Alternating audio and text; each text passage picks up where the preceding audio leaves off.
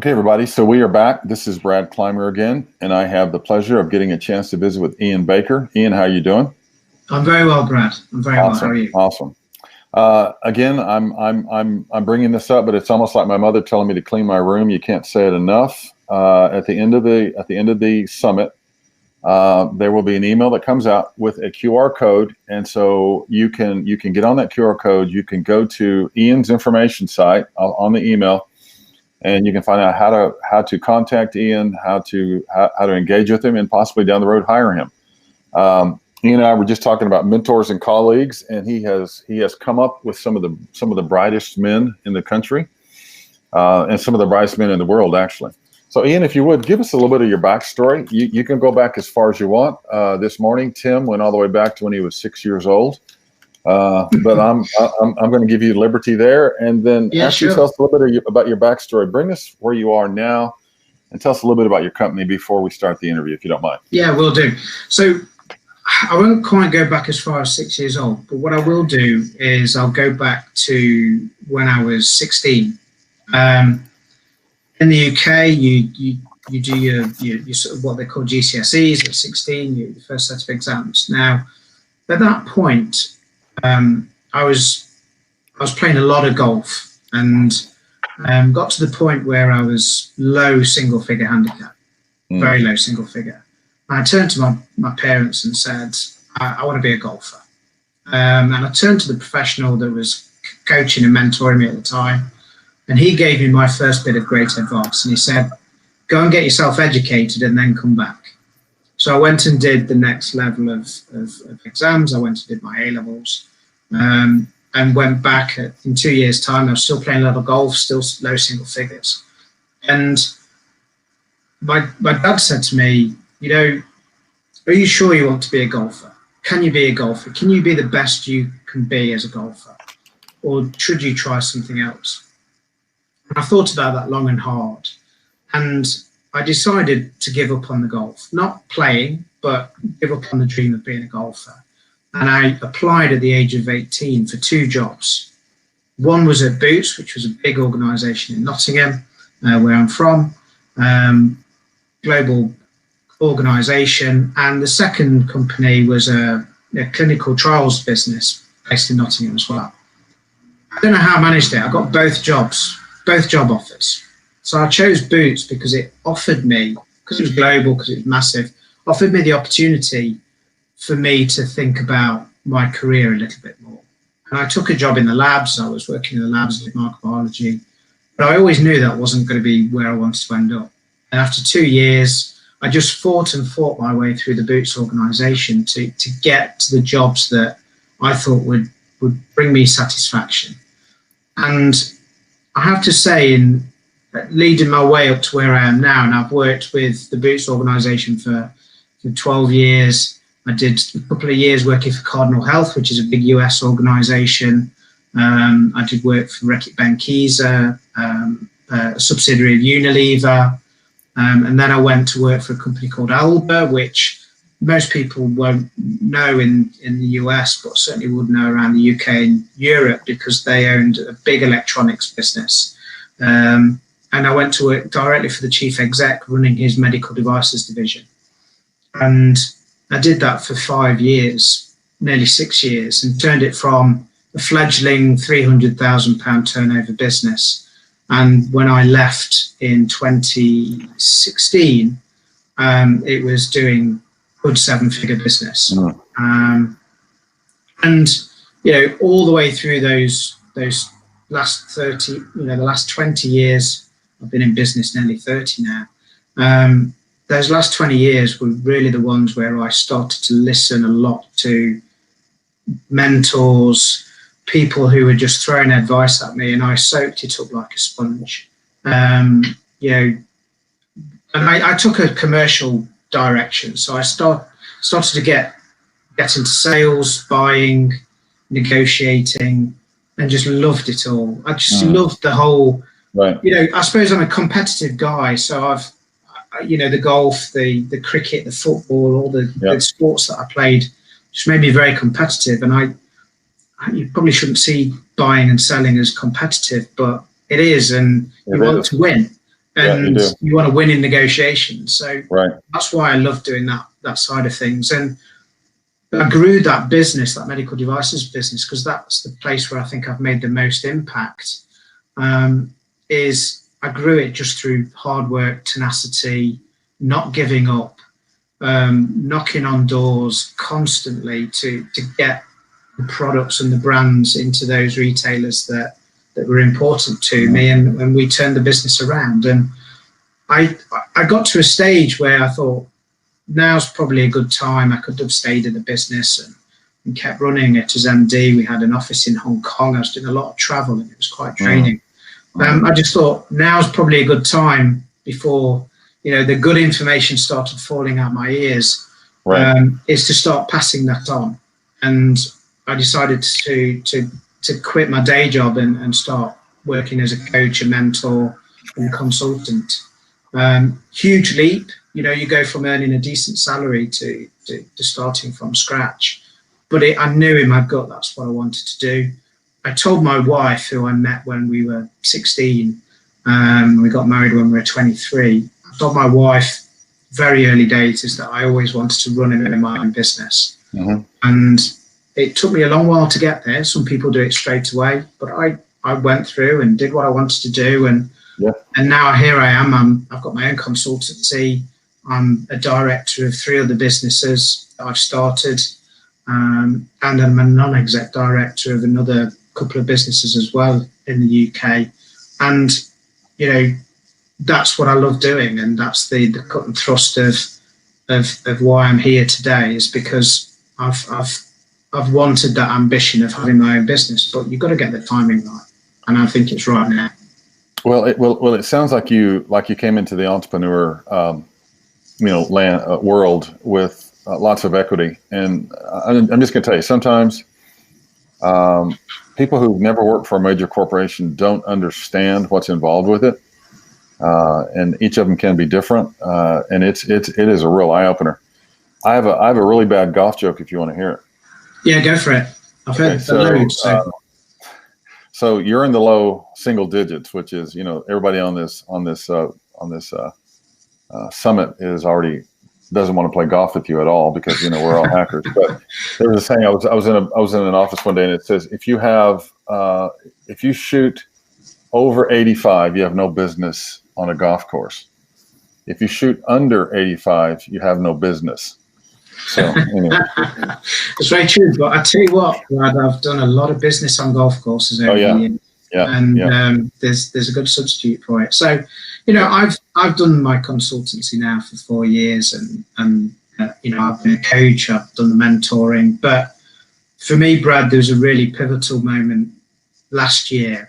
I was running my consultancy, and it was kind of ticking along, and I was probably more a consultant than I was a coach. I was one of those kind of drop-in managing directors, sales directors, need a piece of work doing, and I'd sort of drop in and do that piece of work. But I knew I wanted to do some more than that.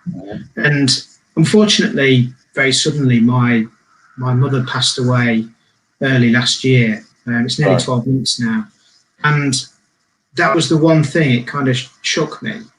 It made me realise that, there's a finite amount of time that you have. And as I get very close to 50, now's a good time to start making some big decisions. And spending time with my dad and my family and talking to them, that coaching thing came out in me. And I felt as though I was coaching more and more, and mentoring more and more. So I've really started to pivot my business in the last few months now into the coaching and mentoring side, because I've realised that is my true passion, and that's really where I want to turn my direction and my focus, and give something back to the world, because it's been very good for me over the last 30 years. You said some really strong things there. There is something that occurs whenever someone close to you passes. That's and I'm sorry about your mom. That's a tough deal. So, how old was she before she passed? She was only 72, so she was relatively young, and it was pretty sudden as well. And we didn't know it was coming. Didn't see it coming. I've lost 4 people, and 2 of them were you didn't see, but my mom was 72. That's really a tough go. Yeah. All right, so let's move. So I like the fact that you've had mentors.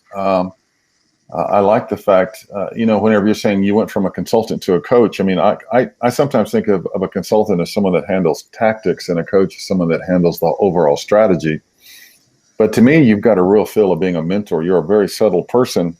And gosh, I mean, do you mentor young men?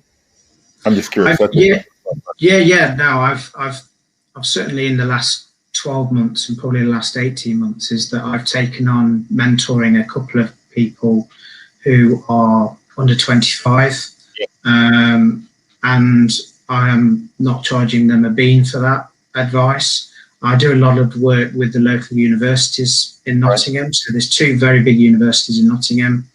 I do some work with those, with students, undergrads and postgrads, and some alumni as well I'll be working with later on this year. So I think it's important to, when minds are fresh and they have that sponge-like state at the moment, is to try and fill it with some knowledge. And, I think perfectly over the last 30 years. And for me is to tell them the imperfects as well, things and things. But sometimes they do have to learn by failing mistakes, should I say. But yeah, I do give back to younger people as well as coaching people in and around my age, plus people that are older than me as well. Well, you know what? I won't go down that rabbit trail, but let's name on one hand probably 2 to 3 people who have did where we are today. So it's important for us to really give back and to help those people. That's really powerful. So through the course of our conversation, see, we've already taken care of the first one. What made you become a coach and a mentor? Yeah, exactly. It was that one. It was really that sort of wanting to do something for myself was the first major decision. The second major decision was helped along by what happened to my mom, and just really it reset my clock a little bit, and that, the one legacy amongst many others that she's left me is that she's allowed me to sort of refocus, which is fantastic. That's awesome. I like what you said. You did it for yourself. That's good. That's good. I think a lot of times, if we don't, I call that self-care, even though it's not self-care, but I think when you get into what you want to do, like you are, I believe that that's a form of self-care. So let me ask you this: what are the main areas of development you see when businesses come to you? Yeah, it's a really good question, Brad. And I think there's a few sort of key areas that business owners, executives, directors come to me for. And I think the primary one, although they don't know it, and this is the interesting thing, and I'll come back to that a little bit later on, but leadership. Leadership's a big one. Leadership and knowing how to run a business, knowing what to look out for, what focusing on your time appropriately. I think there's lots of quotes out there about not sweating the small stuff and focusing on the big stuff. I do try very much to, when I'm coaching and mentoring, to just boil down to really what it is that they think the key issue is, and it might start way over here with something, but when it boils down to the fact is that sometimes entrepreneurs, they're great product developers, but they've never really thought about how to run a business or how to lead a business, and that's a big one, is that they suddenly realize that they have a lot of responsibility, that when you're sitting in your bedroom designing a product, you don't worry about that. You're just worrying about satisfying the needs of that person that you're trying to fix or that pain you're trying to solve. They don't think about what comes next, which is, oh shit, I've suddenly got a load of investment in the bank, and I've got investors and shareholders and stakeholders that are bashing my door down, trying to get me to lead as well as invent and stuff like that. So that's probably the primary one. The other two are probably linked, which is a combination of stalled sales and losing money. Some people that I come across are great at making sales, but poor at making profit. One of the business that I took over, the medical devices business, that was great at making sales, but poor at making profit. So what I learned from that, I've instilled into many of the coaching conversations and mentor conversations I've had over the last 4 years, which is about focusing on the bottom line as much as you do on the top line, because if you've got no bottom line, you can't drive your sales. You eventually run out of money, you eventually run out of energy, and the whole business goes flop quite quickly. So I work with them on commercial strategies, thinking about their consumer. Does their product really satisfy their consumer? What can they do to improve that? Could they? And we look at all sorts of options around driving sales. And I think there's a talk later on this evening from a lady talking about joint ventures, which is strategic alliance is a really interesting way of driving revenues. And we talk a lot about those sort of things, using other people's collateral to help you move forward. The other area, once we've sort of is pivoting. Sometimes a business has backed itself into a corner. It's got into an area where maybe they can't scale, maybe they can't grow, maybe there's something that's happened in the market. I mean, you think of all the poor souls that have got hospitality businesses at the moment with COVID, not being able to get people through the doors to sell a chicken dinner or a pint of warm beer in the UK or whatever it might be. There's people that have got themselves into situations where they just don't know what to do. So we've done quite a bit of work with people on trying to get their expertise and how can we pivot their business so that it goes in a slightly different direction that can make them money, that can maybe get them into a different arena and a different set of audiences. So I would say, from all the work that I do, they're probably the main areas that I tend to focus on from a coaching and mentoring point of view. From a consultancy point of view, I've helped lots and lots of brands launch their products in the UK just through my networks. And, when you've done it for so many years, Brad, you'll be the same, is that you've got quite a good black book. And I think people pay decent money for my black book and have done over the years as well. So they should because that's the experience, the equity that you put together. So, and that's the old adage where the engineer comes into a factory and the factory owner said, my machine's not running properly. Can you fix it? And the engineer walks into the room, opens the cupboard and looks inside, gets his hammer out his bag, bangs the machine, and it starts running perfectly. Shuts the door, and the factory manager says, "That's fantastic. How much will that cost?" And the guy says, "That's £1,000." And he says, "Well, why is it £1,000? You're only here a minute." He said, "Yeah, but you've got to pay for the 30 years of experience I've had to know where to hit it and what tool to hit it with." So, that's for me. I love that analogy, and I use it quite a lot when people start sucking through their teeth when we start talking about prices. No, it's very true, because the question is, do you have 30 years of experience or do you have 1 year of experience that you've done over 30 times? So answering that question, you spoke of leadership, you spoke of what's next. So I think that does hit people. Okay, I'm at this point, now what? You talked about profit, top line and bottom line, which I think was amazing. Just because you're bringing in a lot of sales, I mean, if the profit's wrong, if the expenses are too high, I mean, there's lots that come into there. And probably the last point you brought up, which I think is brilliant, is pivoting. Danny Calafell brought that up yesterday as well, because I think that one is really locked. I think a lot of companies were locked into a model. This is the way we've always done it.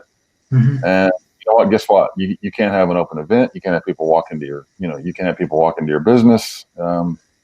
Interesting. It was funny because you look at McDonald's that was already doing what, 78, 80% of their business through a drive up. I don't even think their sales dipped a lick. I probably not. Starbucks, all of them. It's incredible. Yeah. Okay. This is a great question. Holy smokes. This is a great question. Now I got a theory, but I'm not going to go into it. I'm going to let you answer this one. Then I'll see if we're on the same page. Why do you think business owners don't ask for help? And you know who you are. People know who you are. Why do you think business? There are people out there that are sitting on the fence right now, and you've asked the $1 million question there, Brad. And there's a whole host of reasons. We could spend the next another 45 minutes to an hour talking about that. My experience, and the key thing is that they don't ask for help primarily because they don't know what to ask for. They're in their business, and we've all been business owners. I've run a business. I've got businesses now that I run, and size, as you get bigger, you tend to lose the amount of hats you wear. But as an entrepreneur, as a startup business, as a business owner, you've got plates spinning, you've got 15 different hats on, it's just a minefield, and you're doing all those things, and you're looking at them and you know that there's something not quite right. Plates keep falling off, you keep putting the wrong hat on, you focus on the wrong things. But you sit there and you kind of don't know what you don't know, and you don't know what to ask for. You don't know how to ask for help. You don't know what to ask for. And I think that's primarily the sticking point, is that, and I think part of the fault is us as coaches, in a way, is that we probably don't communicate well enough how we can help people. So I think the onus is on us to, when we're talking to, the sort of audience that will be listening to this, is that, we probably don't explain well enough how we can solve some of the issues that business owners have got, so that they think, right, okay, I don't need to come up with a perfect question. I just need to ask a question to get the ball rolling. And it doesn't, as coaches and mentors, we don't judge people on the stupidity of their question. We judge people on the fact that they don't ask the question at all. Right. And that's my basic principle on this. And there'll be 100 other reasons. There'll be time, there'll be ego, there'll be, other people giving them bad advice. There'll be lots of other reasons why business owners don't ask for help. But, the main one for me is the fact that I think they're a little bit scared, and maybe a little bit unsure, that they think that they've got to come and ask the perfect question so that they can get the perfect answer and fix their business perfectly. And, shock horror to everybody who's listening to this is that, we can't fix businesses overnight. And it's not necessarily our job to fix it. It has to be the owner's job to fix it. We can only facilitate that process and get them fixing it for themselves, because if we start telling them what to do, they'll either forget, or they'll just go, well, who's him telling me what to do? I'm not doing that. It's just the whole, you had Gordon Ramsay comes over to the US and tells all these kitchen owners, cook your steak better, run your business better, and all these, restaurateurs are sort of fighting back, and then eventually they go, you know what, actually he's saying the right thing. I didn't like what he was saying to start with, but it's clicked. And that's because they've started asking Gordon the right questions in terms of how to fix their business, rather than just thinking that it's somebody coming in to tell them, how to do their job better. And that's not what we're about, and not what we're here to do. If we're asked advice on how to do something, if they want an introduction, then that's within our give. Right. But coaching for me, is about facilitating the right answers out to the owner itself. So that for me is the main thing. And we could go into cost and time and ego and all those sort of things, and then talk about them at length. But I think for the benefit of brevity, that's kind of where my gut tells me. You know, it's interesting what you just said is coaches don't communicate well enough. You know, I don't think I've ever heard it put that way before. We're not good salespeople. I mean, I've done sales for God knows how many years, but I don't think we're necessarily good salespeople when it comes to really identifying how we help people who need coaching. Well, that's something I'm going to have to meditate on. That makes a lot of sense, because I think that I wonder if that plays into a lot of the areas of our lives, you know, beyond business, maybe personal, maybe children, maybe in our spiritual organizations, whatever. I'm just curious how well we do communicate, what we're able to do. You know, that's interesting. And you know, to the people who's listening and watching this, I've got a coach. I'm a coach, but I have a coach. In fact, I have two coaches. I have one that helps me with my mindset and, to a degree, my business, and one that really helps me with my business focus. And also my coachees, the people that I'm coaching at the moment, help me be a better coach, because I make sure that I'm getting feedback. I make sure that, you know, they are being honest with me about how I'm performing. And that makes me understand how I deliver my coaching better, and it probably helps me get my news across when I'm trying to tell business owners that, you know, they should be asking for help. You know, I've got lots of coachees that I'm working with that, you know, didn't know to ask for help until we just got chatting, and then they suddenly went, you know what, yeah, I could do this. No, that's true, because I think about it. We should be the example to the company coming in if we're going to be helping them, and I think communication and covering that is absolutely paramount.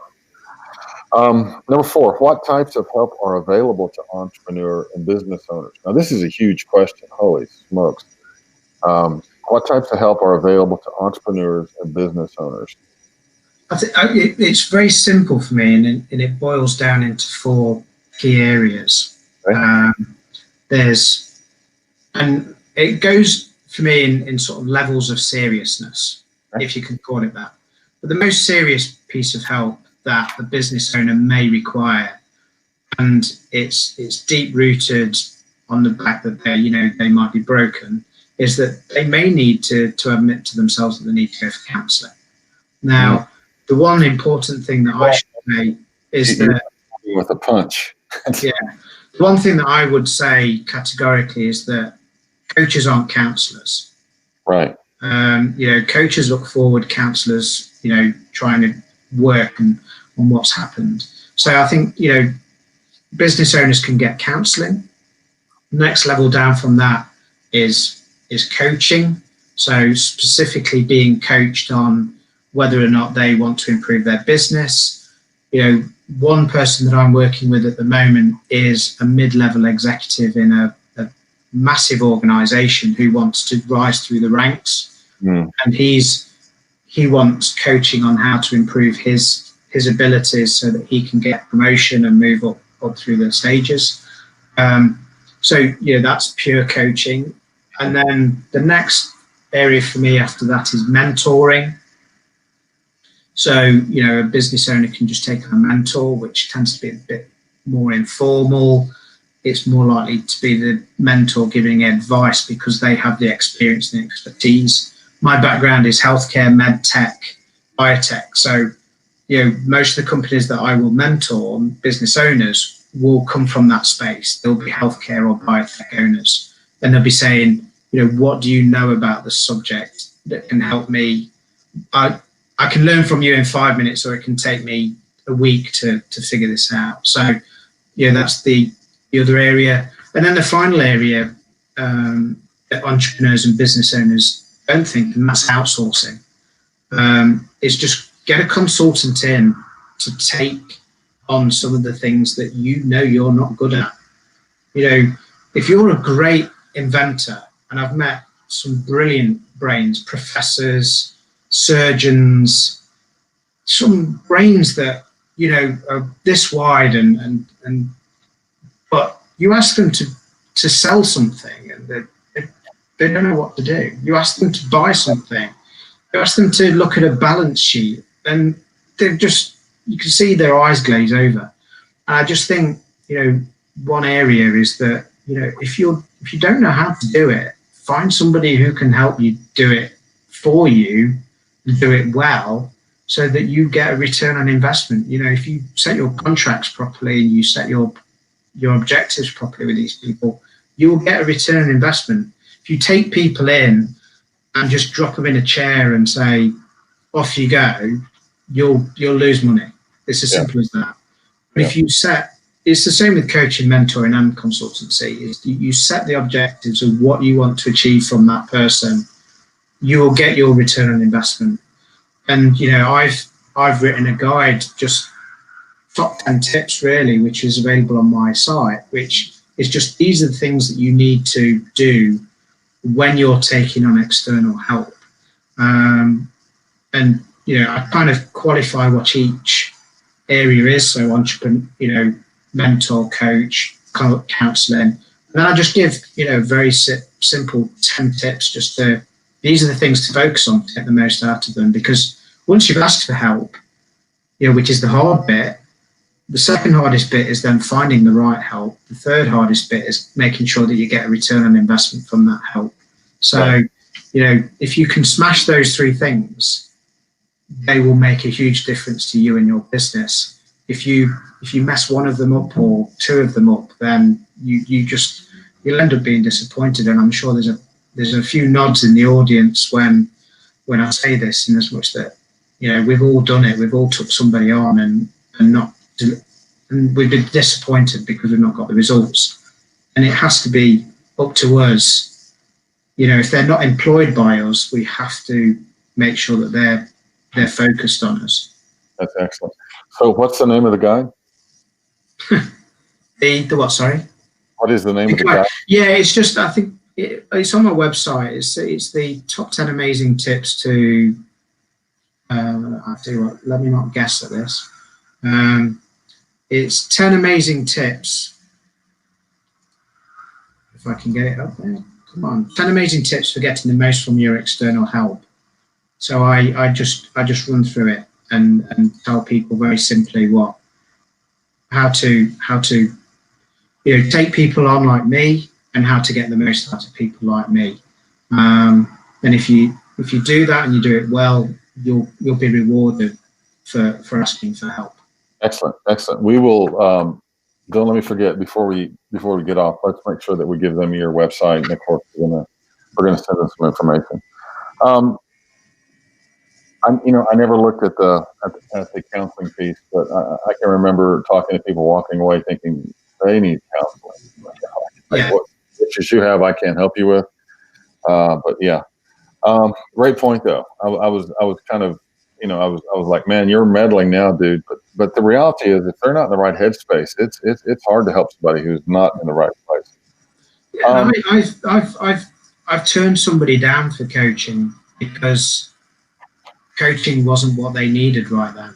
Right. They really needed to go and get some different professional help, because, you know, they were in a spiral and you know, it would have been unprofessional for me to try and get them out of that spiral, because it was beyond my skill set. And I think that's the important thing that I recognise, and maybe, you know, as if you're an entrepreneur or a business owner or an executive wanting to take a coach on, is make sure that the person that you're taking on board has the appropriate skills to ensure that you're properly challenged, right? So that you can get the best results. That's a whole segment, isn't it? Going down that, if we went down that one, that would be a whole segment. I mean, was I reading Tiger Woods had 4 or 5 coaches, one for his mental state. I mean, and I'm sure most pro golfers do. So it's interesting. It's interesting to me that if a professional athlete or professional golfer or whatever goes and gets help, whatever the case is, it really makes you think, why The average business owner, the average person does not go get help, does not go get a coach, does not go speak to somebody. Yeah.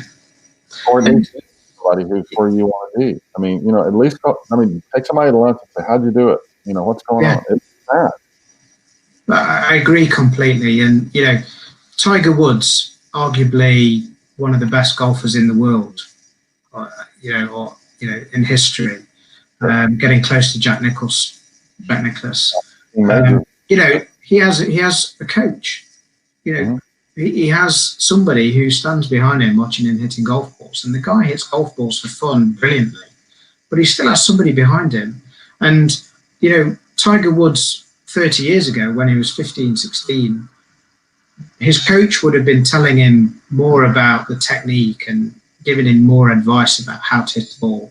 But now he's just helping Tiger reaffirm what he already knows, which is that he's a great ball striker and that he can still win tournaments. And sometimes as a coach, we go in and we have to tell, do you carry this analogy on? We have to tell business owners, we have to teach them how to strike a ball, or at least let them know that they're striking it well.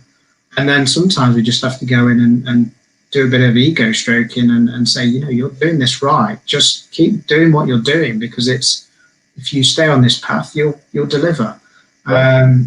So we as coaches, we should be adaptable. And that's another thing that I think, we could spend a lot of time talking about in terms of adaptability and all the different techniques that we can adopt in order to get the most out of people. Do you have a book out? I don't know. I'm one of those guys that I read ferociously, but the thought of putting pen to paper strikes fear, and I don't know why. Guide something. I mean, you've got so much wisdom and you have experience with equity that I think that would be very, very beneficial. Well, maybe somebody can offer to ghostwrite for me, and then we can share the spoils of it. How you doing, guys? Regina, you hear that? This is a bright guy. So that there's sometimes you have to know your limits, and I think that's true. That's true. Could I write a book, or could somebody write a better book for me with my thoughts and wisdom? That's interesting because talking to Joe yesterday, who has that writing club. I mean, I'm writing another book in a series. I got a 3-part series, and she said something yesterday that just sparked this whole idea, and I found myself writing this morning. And then there's times, Ian, where I can't write 2 pages. So there's all these theories on this and all this experience. But I think at the end of the day, you have to find what works for you, as with almost anything. Yeah. Hey, last question here. I want to make sure that I don't know if we've answered it, but I want to ask it anyway. What should a business owner expect from a coach or a mentor? Yeah, I think let's be specific and so that the people that are listening and watching this can be under no doubt. What a coach and a mentor can deliver for you is clarity, not all the answers. So we as coaches and we as mentors should be providing the clarity and the environment to facilitate the answers for that business owner that's come from the business owner or his team. Yes, we can give our advice. Yes, we can, in theory, give answers, because if it's a direct question that we know the answer to, we should answer it. Right. Sometimes coaches get embedded in this why questioning, and you end up going around in circles when actually you should just answer the question for your client. But I would say that we just facilitate owners, directors, executives, anybody really. We facilitate them to deliver their own solutions from within themselves or from within their organizations. Whether that's coaching a team, coaching an individual, power of the collective, whatever you want to call it. We hopefully bring that out from within rather than try and enforce it from outside. Well, that's powerful. Bring that out from within. Go down that for just a minute. Bring that out from within instead of forcing it from the outside. What does that look like? Well, for me, what it looked like with my coach, and this is an example, is that, she really asked me to focus on what it is that I was good at, what it is that I was bad at, and continue to improve on the things that I'm good at, and right. Be able to, you can't change your personality sometimes, and there'll be traits in your personality that you can't fix. But if you acknowledge your traits and you can live with those traits and you can recognize when those traits are doing harm, then that makes you a better leader and a better manager and a better coach. So, my coach for me has helped me identify my weaknesses so that when I'm coaching, I'm not exposing those weaknesses to my coachees. And she's also acknowledged where I do things well so that I can continue to build on that and actually use that as sort of my core USP. I like to think that my USP is Ian Baker and nothing clever. I just try and deliver a bit of no-nonsense, questioning, advising, facilitation without any sort of, to use a British word, twaddle. It's just really just keep it simple, and I still use the kiss analogy quite a lot. I think I'm going to steal that word. I like that word. Yeah, but the quote that, and I don't know where it came from, but I wrote it down one day, and I don't know whether I read it or I don't know whether I've invented it, but understanding where you are now and what you need to achieve your goals can only be powered by your own desire to succeed. Say that again. Understanding where you are now and what you need to achieve your goals can only be powered by your own desire to succeed. Wow, that's good. And I don't know where I got it from. If I invented it, then I'm quite proud of myself. But sure, if I'm plagiarizing from somebody, I'm sure somebody will let me know. But for me, that works perfectly. Yeah, that sounds awesome. We have about 3 minutes. Let me ask you one more question, and then I'll let you wrap it up. What should we expect from external help? You should question, isn't it? Yeah, that's a great question, and thanks for asking that with only 2 minutes to go. I think you should expect to get out of a coach or a mentor what you're prepared to put into the relationship. So if you think that you're just going to employ somebody and they're going to fix everything for you, and you sit back and slurp pina coladas on a sunbed, you're barking up the wrong tree. If you are prepared to put energy and passion and effort into the relationship, you should, from a good coach, get back what you put in spades, and you'll see that return on investment. Excellent. So let me sum up what I got out today. This was excellent, by the way. This was really, really good. And again, thank God that on this email, you're going to be able to get Ian's information by going to the QR code, because I have another page of notes, but first point that I pulled out, Ian, was do it for yourself. And I think that's brilliant. The next one was you have to understand leadership, how to do it, how to learn. From there, you have to learn what's next in the process. So in other words, I could be successful at this point, but that doesn't mean coming up that I'm not going to need help. It's like I caught a tiger by the tail. Now what? Pivoting, which I thought was good. It's becoming adaptable, I guess, is a really, really good way to put that.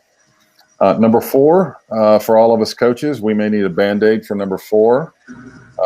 We're definitely going to need to go to the doctor to stop the bleeding, but that is coaches don't communicate well enough, and I couldn't agree with you more. The number 5 point I pulled out on whenever I asked you the question about the 4 levels of coaching was sometimes clients need counseling. That's powerful, because we've all been in a situation that we just can't seem to get them out of the grease. We can't seem to get them out of the ditch. And, it's almost like me sending the introvert out there to go door to door and sell something. Good luck on that. Number 6 was really, really strong, and that was clarity. there was a saying I used to hear that everybody knows what they need. They just don't know where to go find it. And the job for a coach is to bring clarity. And the last one is, what is the client going to pull out? In other words, the client's got to do some work too. So I'm going to come in and give 100%. The client needs to give 100%. So I think if you find a client's not giving 100%, maybe sometimes it's good to fire a client. Sometimes it's good to walk away.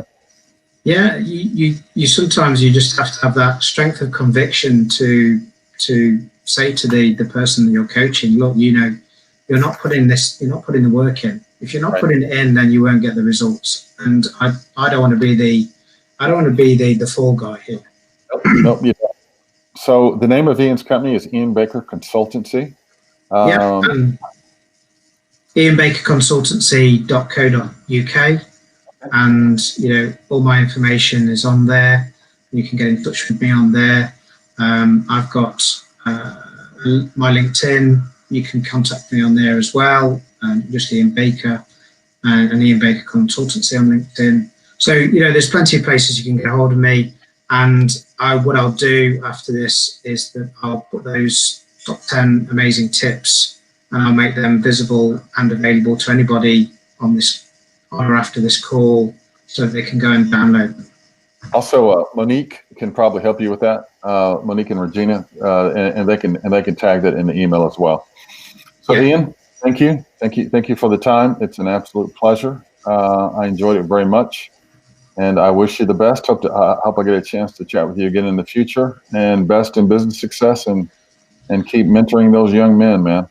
Yeah, That's Brad, all. It's been my pleasure, and thank you for asking all the great questions you did. You're more than welcome. Have a great day. Thank you.